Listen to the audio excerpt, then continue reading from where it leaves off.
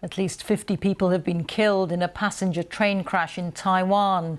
Hundreds of others were trapped in the wreckage. The train, packed with local tourists, derailed in a tunnel after a maintenance vehicle reportedly slid onto the tracks. Our correspondent John Sudworth reports.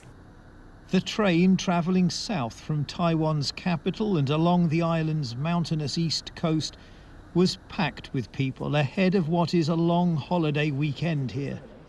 Just as it was entering a tunnel, it's believed to have been derailed by a lorry that slipped onto the track from a nearby construction site.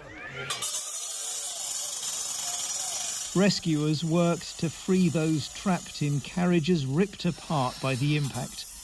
Reports suggest that with almost 500 people on board, many had been standing up. The lorry slid off the road and crashed into the train, this worker says. Now all of the front carriages are damaged.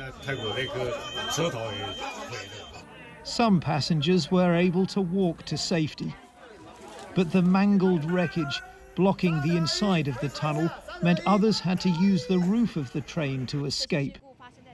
Ambulances ferried dozens of injured people to local hospitals. I was thrown to the floor. I hit my head and it started bleeding, this woman says. There was no space on the sides of the tunnel. We had to climb onto the carriage roof to get out. Taiwan's Premier, Su Tseng-chang, visited the scene, while family members gathered to identify the dead.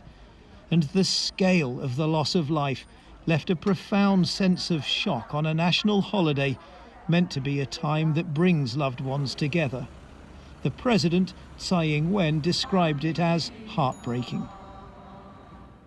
The island's state-owned railway network, while reliable and efficient, has suffered a small number of fatal accidents over the years.